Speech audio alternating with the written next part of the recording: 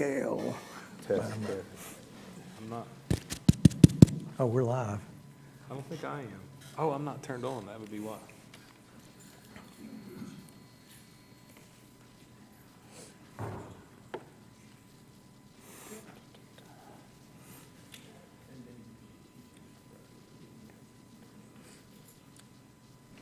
All right.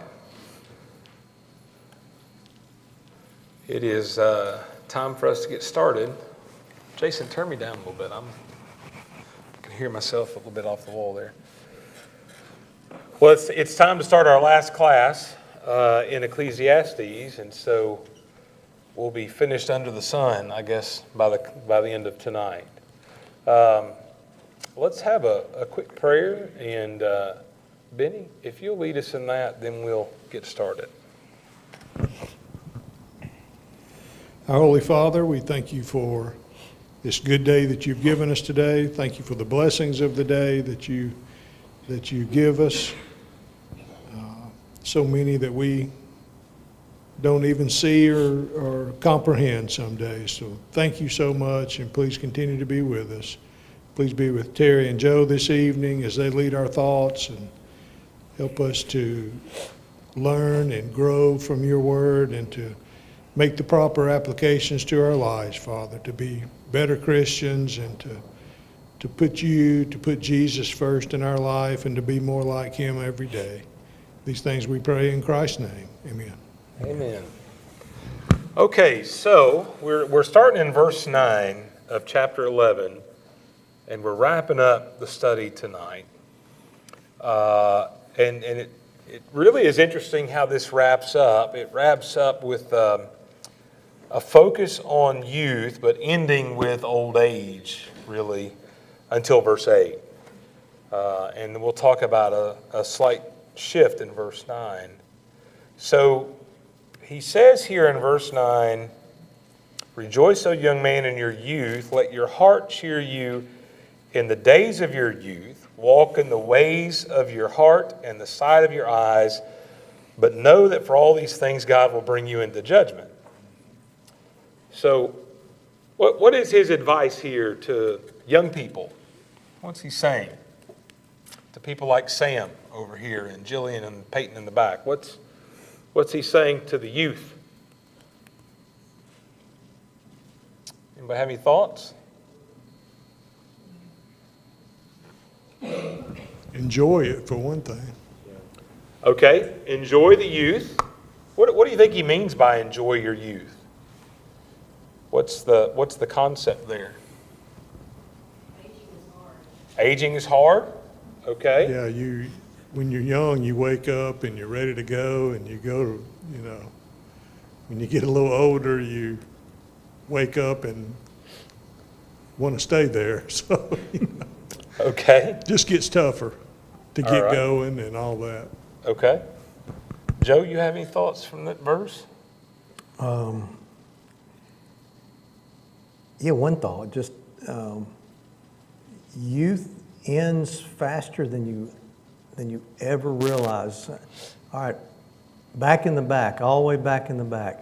Youth will end faster than you can possibly imagine. Yes, it will.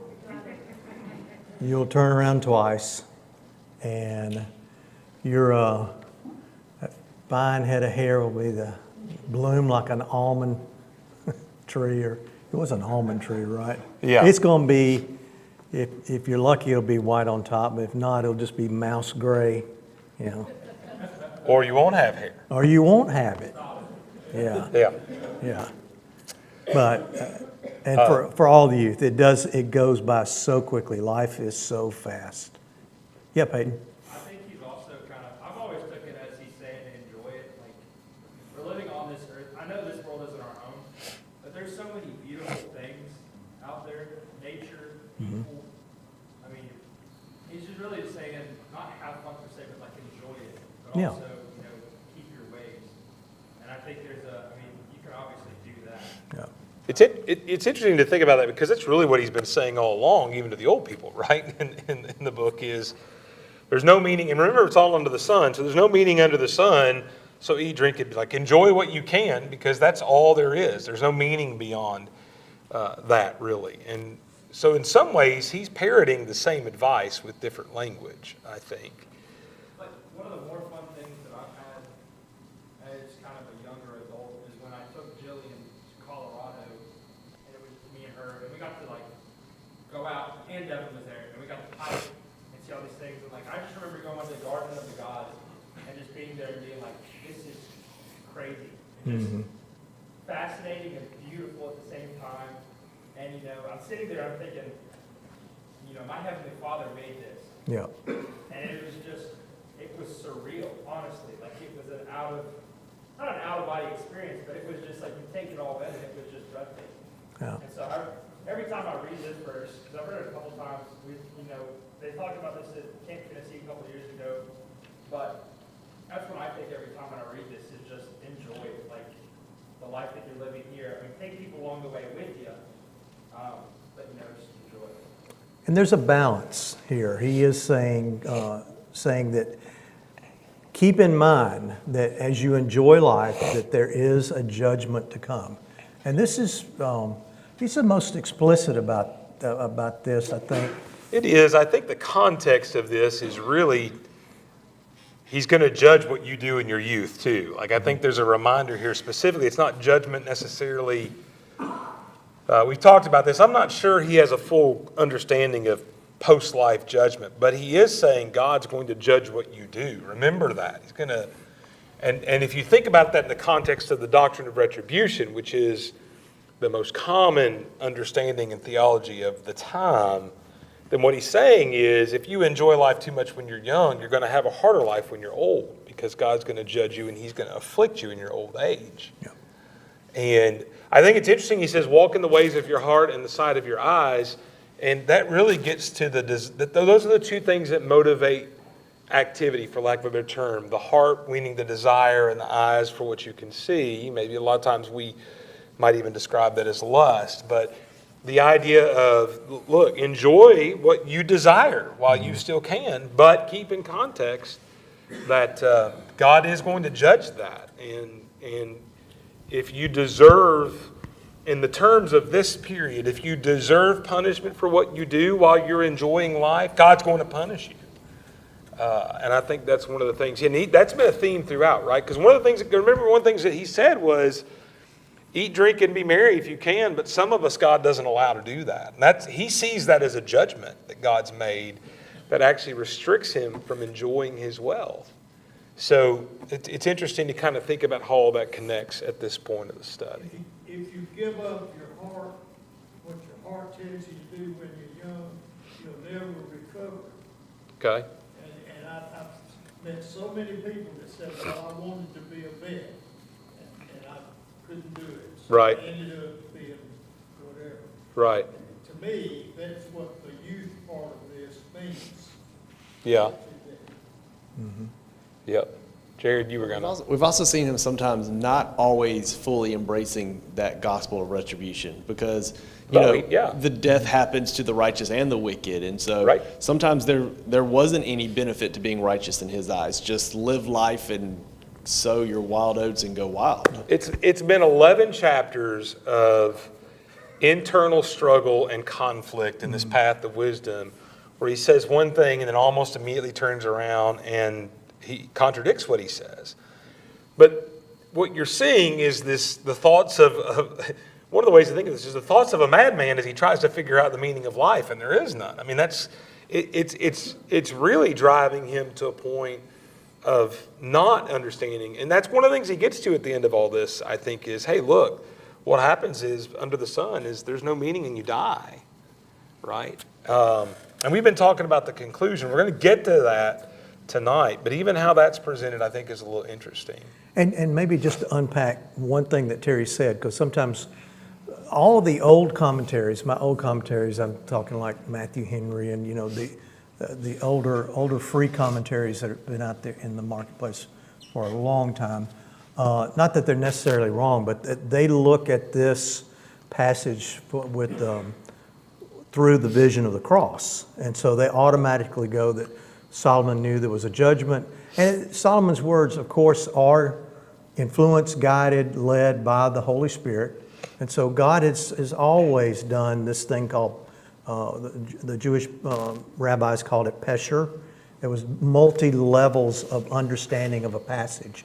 So there's this is surface level understanding, and then there's at least one deeper, maybe a couple deeper understandings of that. Eric? Yeah, I was just going to say, it really highlights, I think, for us today, the need for Christ. And everything that we've read is just we pretty much, we were going to fail at it. We're going to fail at doing things right. We're not going to do it right enough, even when we do it, when we think we're doing it right. Yeah. And it just points us to the direction of we need Jesus. You just reminded me of a point that was made today. I'm working on the questions for John, the 11th lesson in the Gospel of John for fourth quarter. And Jesus starts talking plainly to his disciples in chapter 16. And before that, he spoke in what one version uses riddles, but it's obscure, and they don't always get it. And the understanding of someone in AD 1000, just round it off, they would understand God's delivering judgment to that person in this life. And that's how they would have, because he talks about that all the time. But he also talks about visiting that on the next generations as well. So. And it's interesting how often you mentioned Clark Henry, those guys. There was a solid push in that Reformation era to make everything about the cross. And there's a part of that I can appreciate. But that's where things like Song of Solomon becoming an allegory for Christ and the church come from. And I mean, just quite honestly, a lot of times what happens is we've kind of pushed bad understanding from these texts if we're not careful. And I think Ecclesiastes is really just about this guy in his current culture, at its core, trying to figure out why life has meaning. And at the end of it, it doesn't to him. He just can't find it.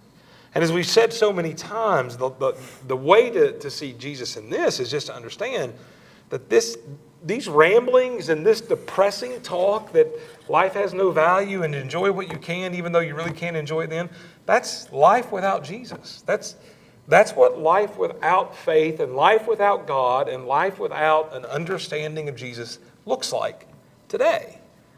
And he had that understanding because God had not revealed everything at that point. I think we struggle with that sometimes to realize that I just don't think there's any way that, maybe let me say this, the Spirit could have been using this in that way, but the actual author who wrote this, I don't think there's any way he wrote an intentional allegory to incorporate Jesus into.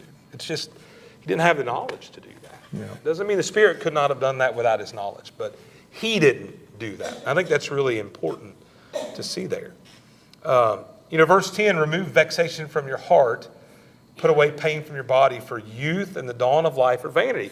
So it's interesting because this is what we're talking about. Enjoy your youth while you can, but it's meaningless, right? I mean, at the end of the day, he immediately turns around and says, youth is vanity. Youth has no value. And I think we're going to get to why he says that in chapter 12. He's really going to transition into why that is. Because why is youth vanity, by the way? Doesn't last. Yeah, you got two options when you're a young person. You either get old and die, or you die before you get old and die. And that's, quite honestly, that's his view here, I think, is you're still going to get old and die.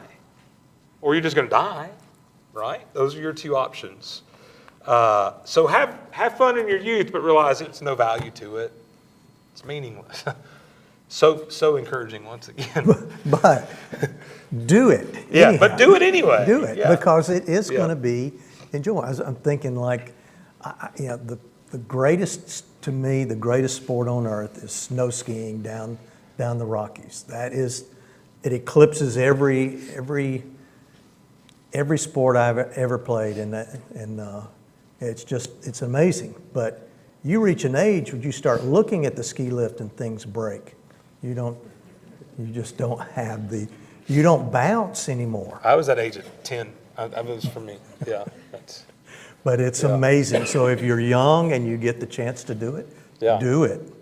Do it. It's phenomenal. It's the most free. Well, never mind. We didn't come to class to talk about skiing, but it's the whole point about being young. There's things you can enjoy when you're young. Yeah. But there's a vanity of vanities coming because the ability to do that, the desire to do that, and the wisdom of doing that is all going to go away. I mean, it's yeah. Well, let's get to chapter 12 because it transitions from this. Remember your Creator in your days of youth. So youth is vanity, but go ahead and remember God while you're young before the evil days come. And this, by the way, we read 12:1 a lot more than we read 9:10, and we don't realize 12:1 is really not about young people. 12:1 is really about the evil days coming. It sets up this entire kind of poem, if you want to say, between here and verse 8, where he's going to talk about old age, is what he's going to do. And he's going to use a house as the analogy. Some people would call it an allegory, and they get really detailed about what it is. And I will tell you, there's things here that I think make sense in an allegory, and there's some things here that just don't make sense to make them an allegory. And that's one of the challenges of Ecclesiastes as a whole. But I think the overall concept can easily be seen of what he's saying. So the days are going to come, he says, where I have no pleasure in them. And then let's just read here. Before the sun and the light and the moon and the stars are darkened and the clouds return after the rain. And the day when the keepers of the house tremble and the strong men are bent and the grinders cease because they are few and those who look through the windows are dimmed. And the doors of the street are shut when the sound of the grinding is low. And one rises up the sound of a bird, and all the daughters of song are brought low. They are afraid also of what is high, and terrors are in the way. The almond tree blossoms, the grasshopper drags itself along, and desire fails because man is going to his eternal home, and the mourners go about the streets. For the silver cord is snapped, and the golden bowl is broken. Or the pitcher is shattered at the fountain, or the wheel broken at the cistern, and the dust returns to the earth as it was, and the spirit returns to God who gave it. Now, let me say this before we get into all this and kind of look at some of the details. It's interesting because it says, because man is going to his eternal home, we hear that and what do we think of? Heaven. Do you think he's talking about heaven? He's talking about what? death. The grave. His view here is, if you just follow through there, it is all about you die and there's a funeral. That's why the mourners are in the street, and you go back to dust. And that's his view of everything at the end. Now, he's got a very poetic way of talking about it. And it's a beautiful, I think, poetic way of talking about it. But ultimately, we need to understand before we dive into this that that's his view, is the grave is the end here. That's what you have to look forward to. So what does he mean? The sun, the light, the moon, and the stars are darkened, and the clouds return after the rain. What is the idea there?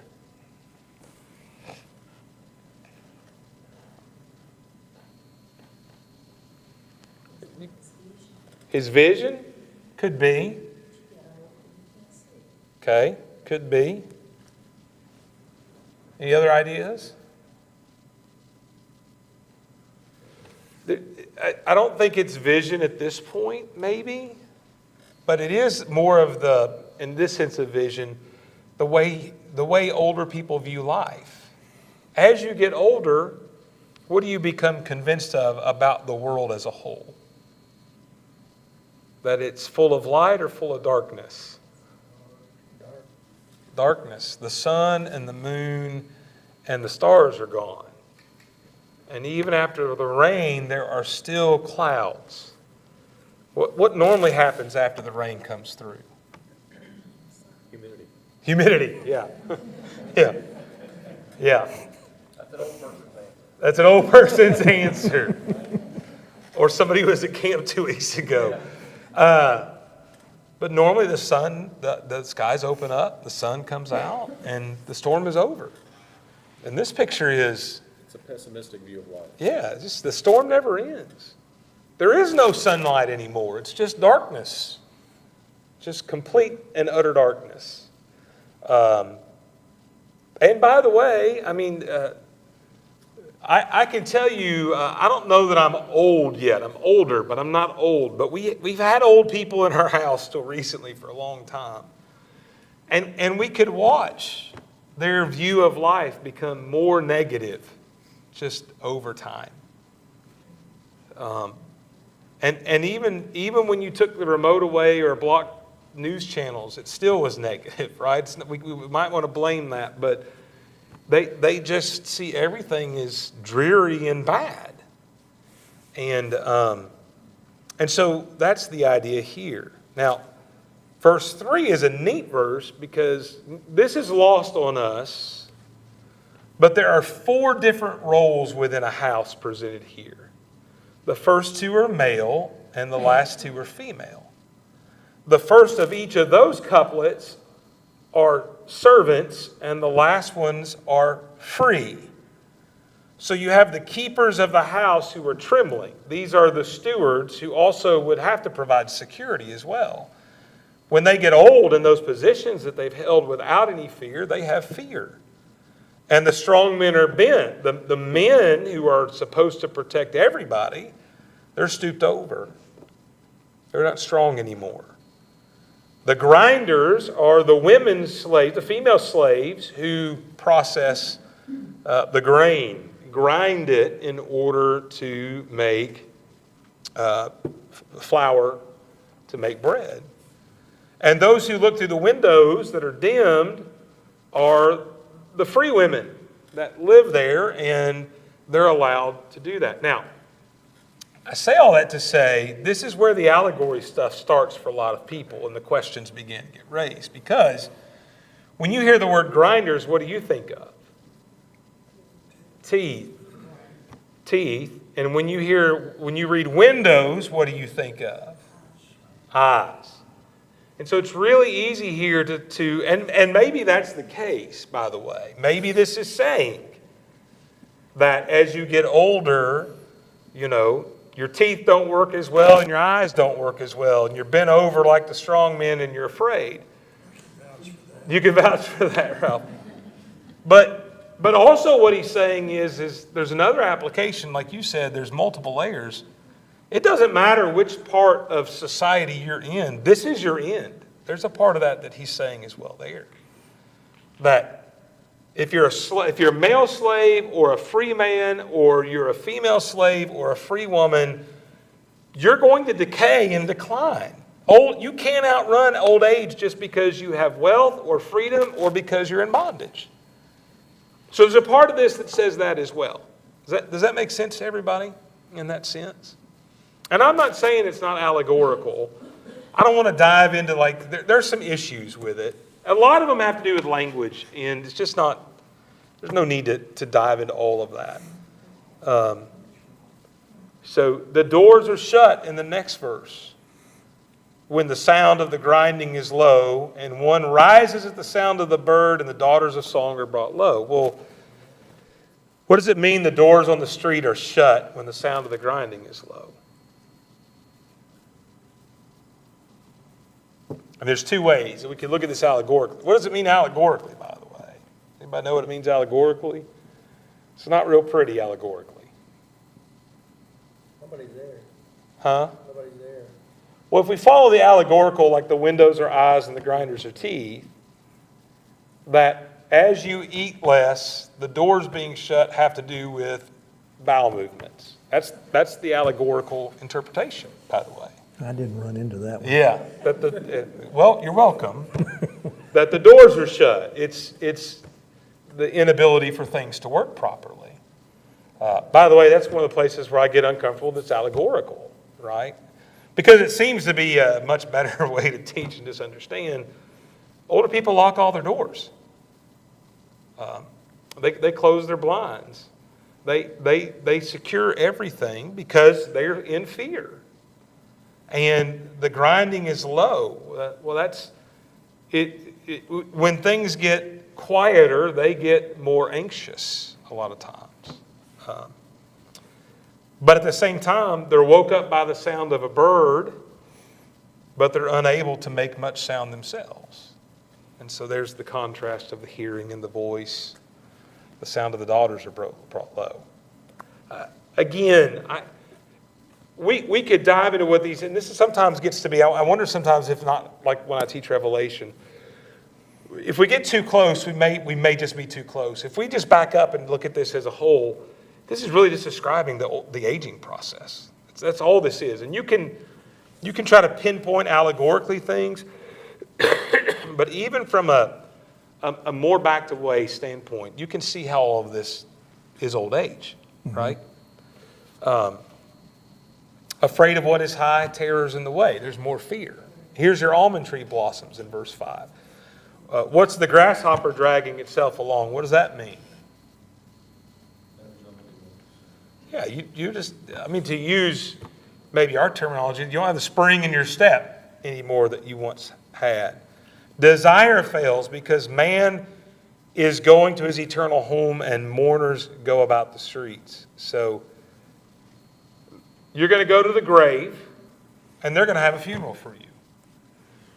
And by the way, if we put this at the end of the book for a reason, it doesn't matter if you're rich or poor, if you're free or a slave, this is what your end is. By the way, that's how the book started, didn't it, in chapter 1? Sun goes up, goes down, it's an endless cycle. Man comes and goes, dies, nobody remembers him. In some ways, this is the bookend from the beginning. Before the silver cord is snapped and the golden bowl is broken, these are a little bit harder, I think, for me. I don't know about you, to fully understand. What did you find about that? I think it's just, to me, it's references over and over. We put a value on our own living.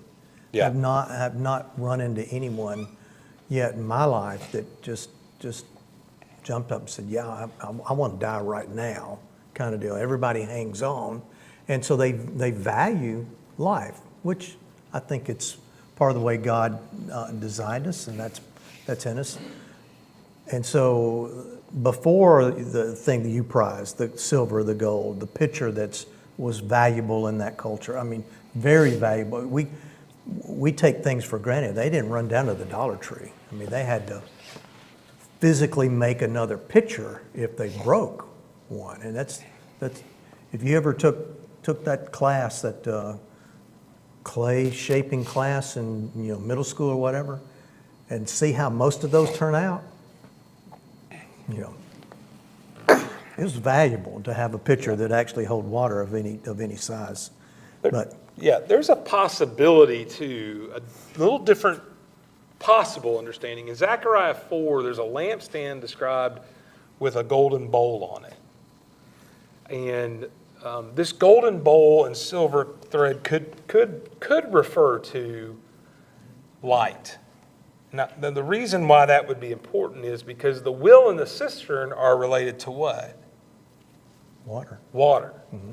And so if we view this bowl and silver thread as light and the other as water, then he's saying at the end of age, the light and water go away. You essentially can't see, you're dehydrated, there's no, like all those are the signs a lot of times of the decaying and dying process. And I agree with Joe. It could easily be that as you get older, those things don't always have the same value they did at one point. And so there's a couple of different ways to look at this. Again, the overall thing is this is just death, decay, and dying. However you want to look at it, that's what's going on here. And verse 7 is no doubt a reference back to Genesis chapter 2 and Genesis chapter 3. The dust returns to the earth as it was, and the spirit returns to God who gave it. And And then verse 8 is this inclusio bookends back to the beginning of chapter 1. Now, again, this idea, and we read Spirit goes to God who gives it, and we think heaven. But for them, I'm not sure that's their understanding. I think really and truthfully the language he's had throughout has been life is good and then you die and nobody remembers you and there's nothing to look forward after death, so just enjoy life because the grave is where you're headed. And that's fairly interesting to think in those terms. As far as bookends, it just hit me. I didn't look this up. Is either the two places where he uses the word preacher, first chapter, or is it more than? He uses more than that, but Okay. the verse 2 and verse 8 are almost exactly the same. That's what I'm looking at right now, Yeah. 1 and 2. 1, 2, and 12:8 are exactly the same. And there's a reason for that. We can get that in just a minute. At least I think there's a reason for that. Any thoughts on that section there, verses of chapter 12? Yep. Jonathan? Or? It's the most depressing section of the book. It's pretty depressing, yeah. His conclusion here is not great. Let's talk about verse 9. Most of your commentators point out that this seems to be a shift from the preacher to someone who is now as almost a narrator wrapping the book up from a different perspective. Now that's interesting to think of, by the way. And I think one of the things that's interesting is verse 12 shows us that this person who's collected this work of the preacher is giving it to his son. Because in verse 12 he says, "My son, beware of anything." Remember, Proverbs was a collection of proverbs by Solomon and other people that he collected for his son. Mm-hmm. Ecclesiastes seems to be a collection of wisdom, of the thoughts of one man, so that they could be imparted to somebody's son. And this is one of the reasons why there's a thought that it's possible that this is written much later and that what we call the words of the preacher could be Solomon, but they're preserved by another individual to give them to his son. And that's where some of the questioning comes into play, besides the actual linguistic stuff that's more modern than Solomon's time.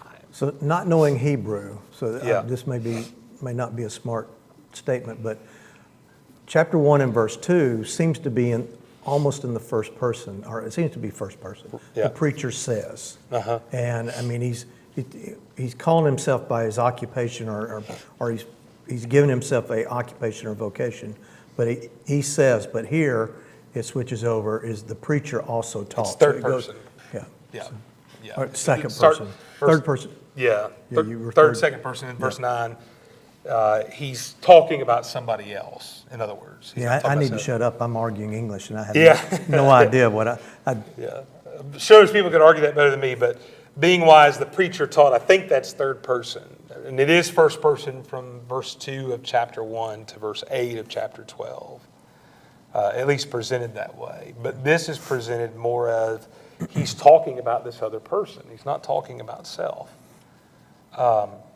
And so verse 10, it describes the journey. The preacher sought to find words of delight, and uprightly he wrote words of truth. The words of the wise are like goads, like nails firmly fixed are the collected sayings. They are given by one shepherd. My son, beware of anything beyond these, of making many books there is no end, and much study is a weariness of the flesh. That was a favorite quote of college students where I went to school, as a religious school, to tell our teachers not to assign more books, but never worked. But this idea he's presenting here is, hey, this is wisdom you need to hear. But it's interesting, he's the one that comes up with the conclusion then of all of this. And he says, after all of this has been heard, after you've heard everything the preacher says, here's what's important. Fear God and keep his commandments. This is the whole duty of man. Well, what is interesting about that is the conclusion. What do you find interesting about that?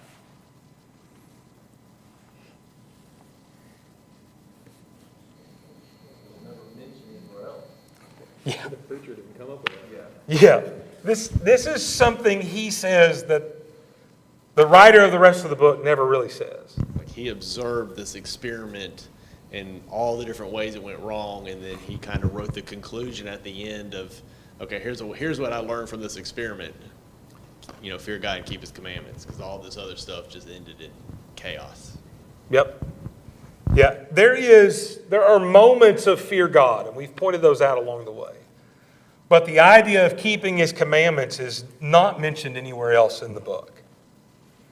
And so it's interesting that this father tells his son, essentially, after we've read all of this rambling of meaningless stuff, the conclusion is fear God and keep His commandments. There's a hint at the end of chapter 11. Yeah. The hint's there, but the actual plain black and white commandment is not there. I got to go back to 9 here in this chapter. So he taught the people knowledge, weighing, studying, and arranging proverbs. Botany was one of the things that, if I remember from our chronological reading, botany was one of the things that Solomon was given great wisdom in, and he knew all plants and trees and stuff like that. But he arranged these proverbs with great care, which makes you look at the proverbs differently, because the way they line them up. And I don't mean chapter 1, chapter 2, chapter 3. Yeah, because I look at them, he didn't arrange them very well at all. They're all over. Jumbled up. But yeah. you get it's kind of a small chiastic kind of thing, or a doublet thing going. I don't know exactly what it's called. Well, that's just the poetry, but that's the care of arranging. Yep.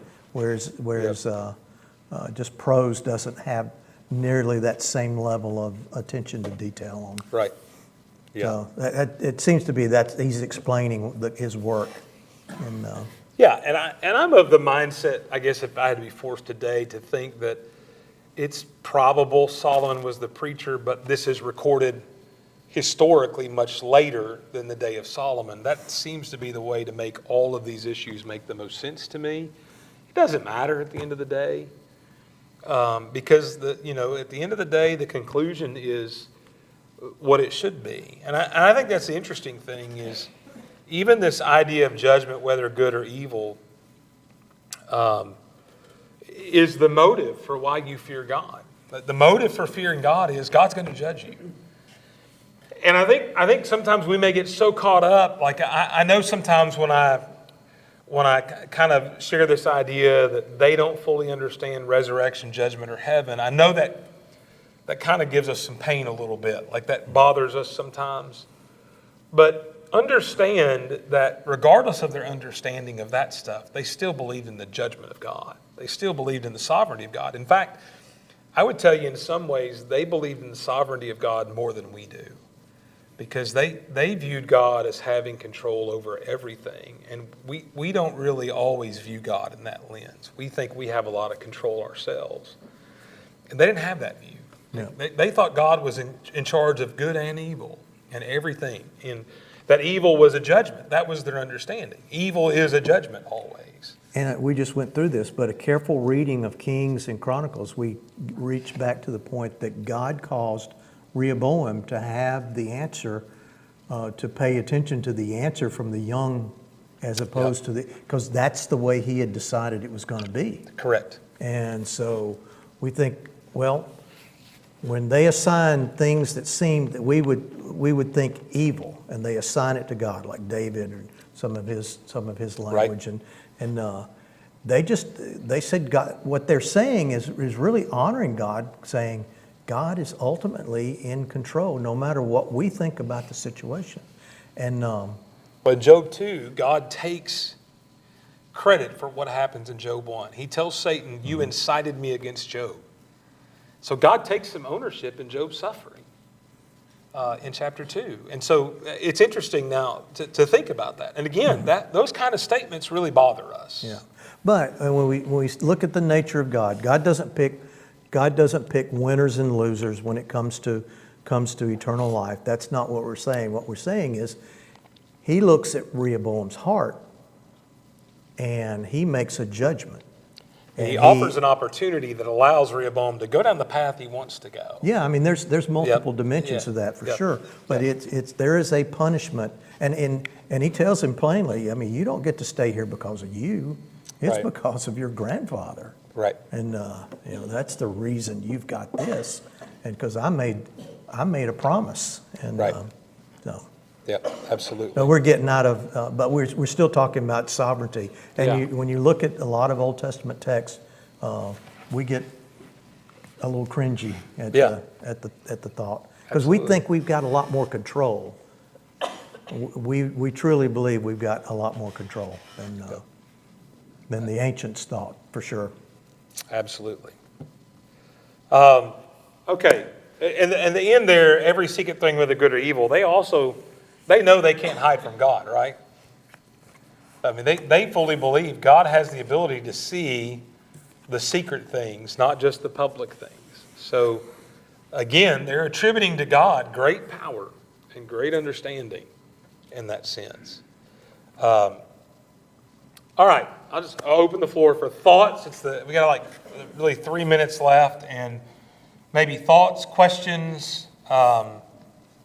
We can do the 4 questions. We'll have time for all 4 of them. But what are some overall thoughts, maybe of the study or maybe of the book? I mean, give you an open floor for any of that. So, obviously, I've made it clear this quarter, this book has been hard, challenging for me. And I guess I still try to wrap my mind around. I fully believe in the way the Bible is given to us and the books that were there for a reason and the way manuscripts are passed down and we're supposed to learn. This book I kind of read and I'm just like, we read 12 chapters just to kind of get really one verse at the end that really we've already gotten in hundreds of other places throughout the scriptures. And so, and I guess there's no right answer, but why did the Spirit choose? Why do we have Ecclesiastes? I mean, what are we supposed to really take? You can take that. Okay. So let me say before you answer that. There's actually there's some questions of canonicity of Ecclesiastes. I think that's one of the things to point out. Now, I think most of those are easily rejected, those questions. And truthfully, there's questions about canonicity about everything. Books, and ultimately, when it comes to that, I'll say before the Jews accepted this, therefore we should. And when it comes to the Old Testament, I'm one of those that when the Hebrew Bible was firmly established by them, that's a good sign for us. But anyway, go ahead. A very effective evangelist used this book as his study, because people relate to this. People who don't know the Lord, they relate to this. Said, yeah, what is life about? And so it's not resonating with you at the same level because you grew up with a belief, and you're going, how could anybody challenge this belief? And I feel the same thing that you feel. So that's the reason I'm saying that. But there are people out there who never considered that there is an answer. It's that life is futility. And when you go to God's book and he says, yeah, it is. If you look at it through this lens, here's 11 chapters of definitely looking through your lens. But he says, wait a minute, there's a caveat here that changes everything. And so that may not be the answer, but it's the best answer I've got. Yeah, I would agree with that. I can tell you that until this quarter, I've probably taught Ecclesiastes very differently, and probably from more of what I will call more of a traditional sense we've traditionally taught it, which I think has ignored some of the things we've looked at this time. And I know that's challenging for us to hear this in a different way, and it's challenging for us to kind of be battered over a head with a depressing book every week of just over and over again, life is meaningless, so go out and party if you can, because that's all there is to life. And by the way, like Joe said, that's what life is like for people. If you don't have any faith, that's why you go out on the weekends and do whatever you want to do, because that's all the meaning to life is to pursue the pleasure of the flesh. And what this book actually says is it taps into something that a lot of those people know but rarely will admit, is that even though they're pursuing those pleasures of the flesh, they're not finding any meaning there either. So there's just a big empty void that they can't figure out what it's for. Tell a story that I read today. There's a gentleman, I'm not going to try to pronounce his name, but he lived in Sydney, Australia, and he was converted in 1930. Almost illiterate and not much learning at all, but he was converted, and the preacher had a sermon that struck him in such a way. He said, I wish I could go out through all of Sydney, Sydney of course being a big city, and yell eternity on every street. And that day he didn't have much. He was fairly poor, but he had a piece of chalk, and he started drawing in I knew the script. It's that elaborate, when you look at old English books and whatnot, this elaborate type font. 2 feet by 3 feet, eternity. He did that until the mid-1960s when he passed away. And he realized, I don't have much to offer God, but I can offer this and tell everyone that there's eternity coming. And that was his mission. And so that's what it kind of ties in here, is that he realized it, and he also, his life was an alcoholic up to that point, and which had created a lot of his issues. But well, we're out of time. Thank you. Next week, my friend Trey Haskett's coming over from Tupelo to talk to us about the names Elohim and Jehovah, and we'll start our series on the nature of God. So we're excited about that, and we just hope that if you'll go and look, that should be on our social media. We'd encourage you to share that and to try to get your friends to come with you, and to try to be active in those ways personally and social media to make those invitations. All right? All right, thank you. Smith. No fruit to throw. Huh? No throwing vegetables. It'd be meaningless anyway. Vanity of vanity. it'd be hilarious if you connected. Should be this Sunday, but we're still